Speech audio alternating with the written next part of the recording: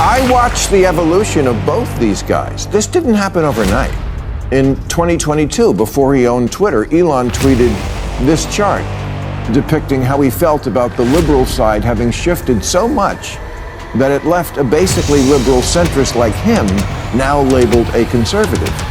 I related to the kind of mean girl you get from the cool kids in Wokeville when you're perceived that way. They tried real hard to cancel Rogan a few years ago, and when Elon hosted Saturday Night Live in 2021, well before he was a Trumper, some of the cast members gave him the cold shoulder for the sin of being rich. Bill Maher just dropped a political grenade, and this time, he's not aiming for laughs but for the jugular.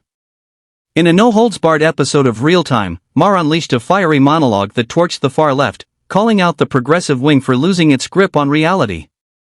He even hinted that this might be his swan song. For the professionally outraged, it was gasoline on a fire, but for those who've been watching Maher's slow burn over the years, this explosion was inevitable. He's been circling this reckoning like a shark sensing blood. Before we dive into the wreckage, make sure to hit that subscribe button so you don't miss the next truth bomb we drop. Let's get into it. Want to win my vote? Don't give me the ick. You know what the ick is, right? It's a term mostly used in the dating world to describe that moment when one of the people, usually the man, does something so icky that the woman cannot forgive it or forget it. Like sending a pic or being mean to the waitress, paying for dinner with a coupon, getting his mother to call you when you dump him, asking for in baby voice. Once you give her the ick, it's a wrap. Bill Maher finally snapped, and here's why. He says the left has gone completely off the rails, spinning in circles and ignoring every warning he's given for years. What pushed him over the edge was seeing young people being taught to hate their own country while glorifying hostile regimes. To him, that's not progress, it's insanity. So he let loose with a brutal, no-filter rant that hit hard and left nothing standing. The people who are getting the big crowds right now are AOC and Bernie Sanders. They're going around the country. Thank you, there's that same guy. I call him the always wrong guy. Okay, but I feel like, big crowds, again, the shiny object that the Democrats chase. It's not about the big crowds that come out to you when you're talking in a festival or wherever they are. I think it's because I think Bernie showed up at Coachella. That must have been fun for the fans. It's who shows up on Election Day. And I just don't see that's the ticket. I mean, Cory Booker, I know you've worked with him. I like Cory a lot from my home state of New Jersey. Made a speech for 25 hours. Again, just whacking each other off. This is just not what's going to get the job done. You could almost see the steam rising from Maher's forehead as he tore into party icons like Bernie Sanders and Alexandria Ocasio-Cortez, blaming them for killing patriotism among young Democrats. He accused them of pandering to the loudest radicals instead of building up America. Maher's anger boiled over as he slammed Democratic leaders for trading core American values for social media clout and applause from activists. This wasn't just a rant, it felt like a eulogy for a party he once defended. Instead of raising a generation to love their country, he said, they're grooming cynics to hate it. For Maher, that betrayal was the final straw. Democrats have become like a royal family that, because of so much, has unfortunately had children who are and the same thing can happen to ideas if they are also conceived in an atmosphere of intellectual maybe take the clothespins off your noses and actually converse with the other half of the country. Stop screaming at people to get with the program and instead make a program worth getting with. Maher's fury was unmistakable as he tore into the very party he once supported. He accused Democrats of drifting into a smug, woke bubble, completely out of touch with everyday Americans. Their new ideals, he said, are nothing but reheated fantasies, flashy words with no real impact on real lives. Pointing to AOC's so-called economic revolution, Maher dismissed it as Socialism 2.0, a failed idea dressed up for a new generation. He mocked her plans as naive, unrealistic, and doomed to fail, yet the party keeps pushing her as their future star.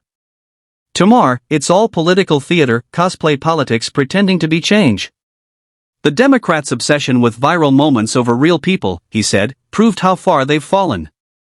And for him, that was the breaking point. He's done. Never too early to strategize. Democrats have been having a lot of donor retreats lately where liberal strategists hold ideathons, where they try to figure out why they keep losing elections. You know, apart from using words like ideathon.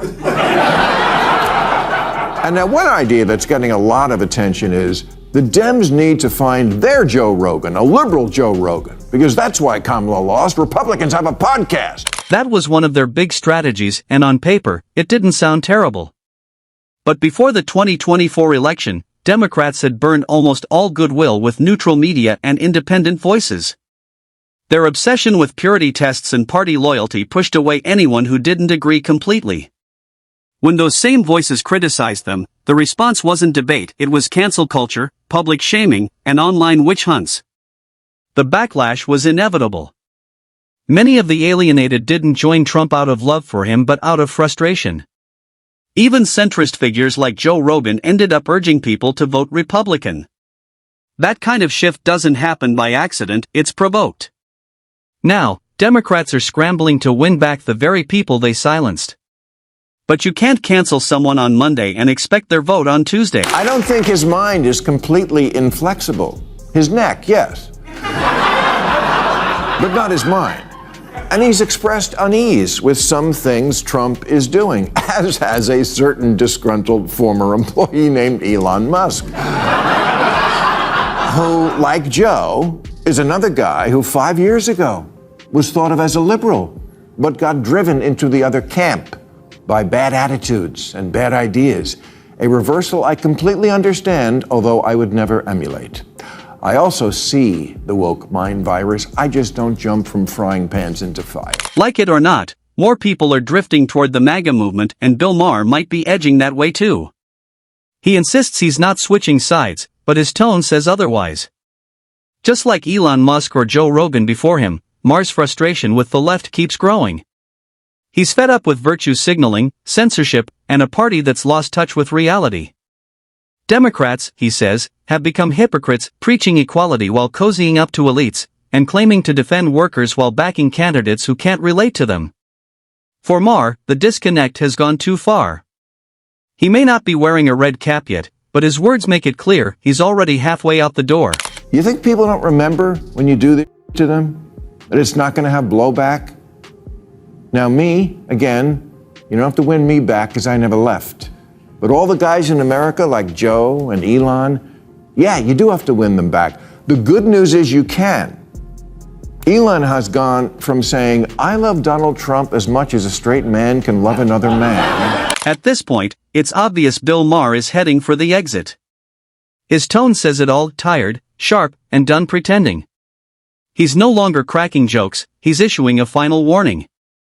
You can hear the exhaustion in his voice as he calls out a party too busy shouting over itself to listen. Maher's finished trying to fix what he sees as a far-left takeover.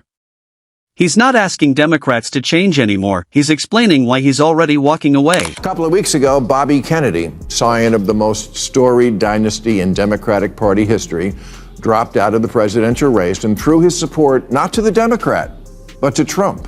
And everyone all at once said the same thing.